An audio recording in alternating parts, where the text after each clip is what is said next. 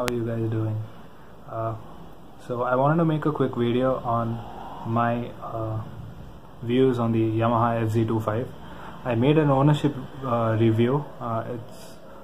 It was prior to first service, and it's been getting a lot of views on YouTube on my channel, and there are plenty of comments from people who were just as confused as I was before I bought the bike. So I thought I'll make a video to help the confused souls out there and help them make a choice while buying their bike. So first things first, what are the issues with the bike? So there are a couple of issues with the bike. The very first one is the headlight isn't very great. The visibility on roads at night isn't that great, and the visibility in rains is bad. Probably that has something to do with the white light.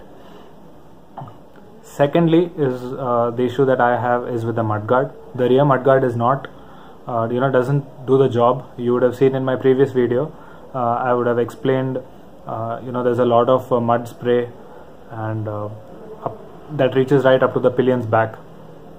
The issue that many initial buyers faced was something to do with the engine sound. It had a kind of ringing sound. They described it as a coin ringing sound or a ticking sound. So that hasn't been there in my bike, and I don't think any of the new buyers have the issue. And even if you do have face this problem sometime in future, don't worry guys. Yamaha has promised to replace your engine. A person I know in the forums, one of the guys has got his engine replaced, engine unit replaced. So if at all there is an issue with the engine, you face some unusual sounds, don't worry, Yamaha has got you covered there. I personally don't have any issues other than the headlight and the mudguard. Of course, the mudguard is a design issue, nothing can be done. So is the headlamp. I bought the bike knowing what I was going to get. So I'm a pretty satisfied and happy customer, and I really like the performance of the bike.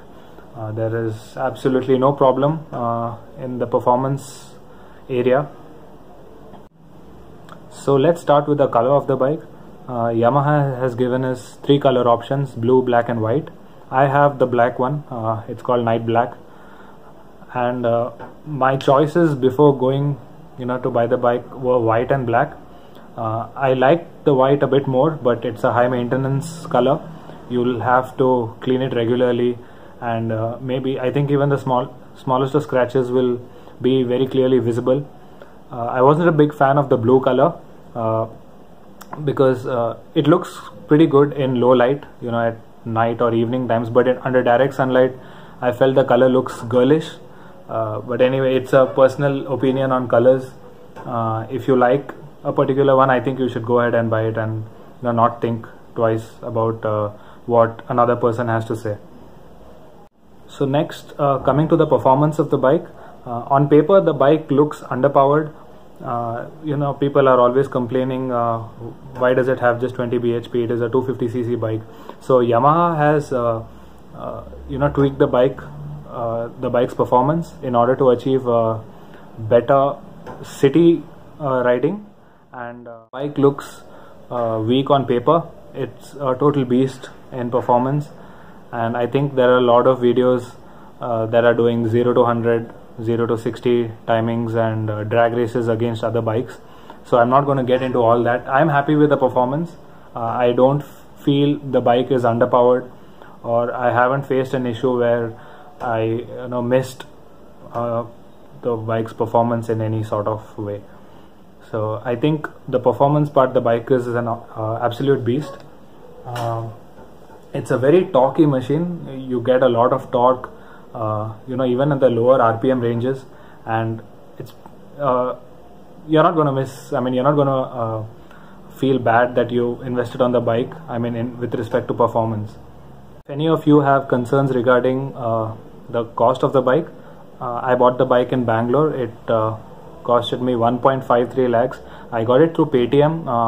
I did the payment through Paytm, so I had a cashback of 5k which I invested in accessories. So that was a pretty good deal I got there.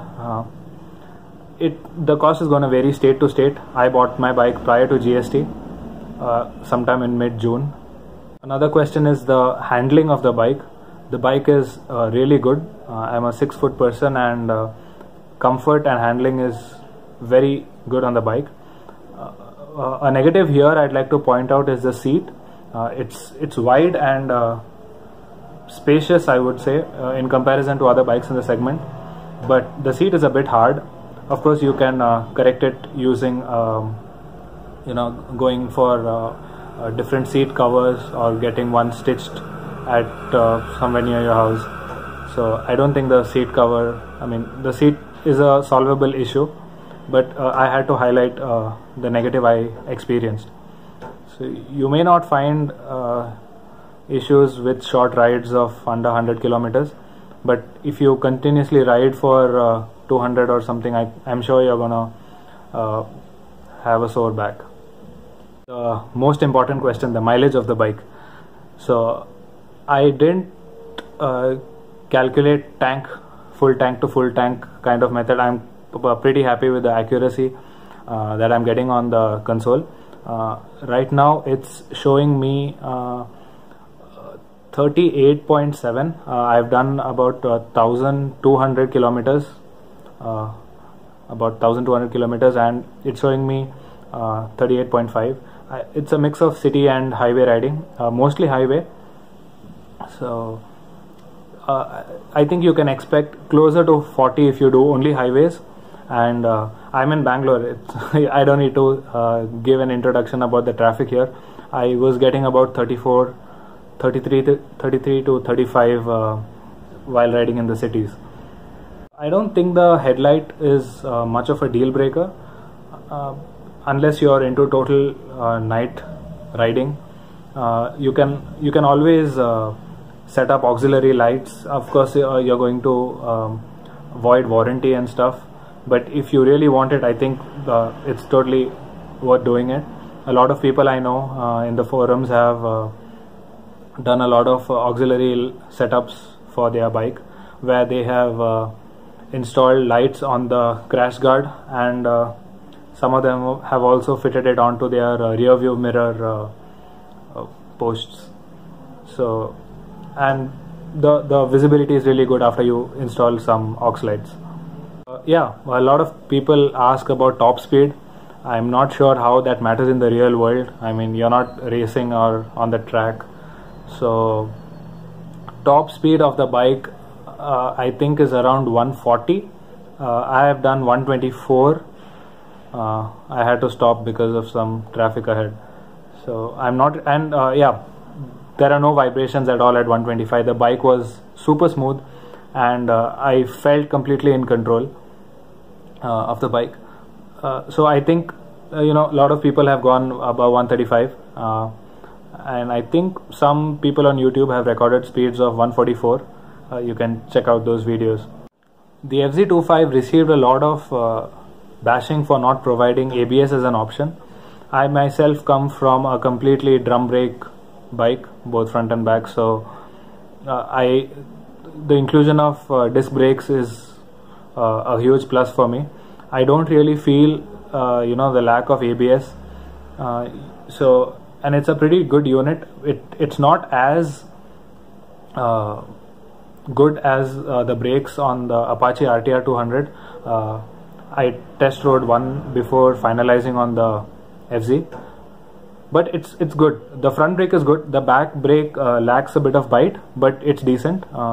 If you know what you're doing and if you have control over braking, I don't think you should have any issues with the braking. But of course, if you feel ABS is a must, and it's completely important for safety and stuff, I think you may need to consider, if you're not very experienced, I think it may be a huge negative for you. But for me personally, I didn't have any problems with the bike not having ABS. So I hope I cleared everyone's doubts. If you have any more questions and queries that I haven't somehow covered on this video, be sure you put it down in the comments below. I'll reply to most of them. Yep, that's about it. thank you guys. Be sure to like and subscribe to my channel. I'll be doing more reviews. I have planned to do a comparison between the FZ and the Apache RTR 200, the FZ25, because that was the only other bike I went for a test drive before fixing on the FZ. So I think I should be able to do justification to that review. So bye guys, have a nice day.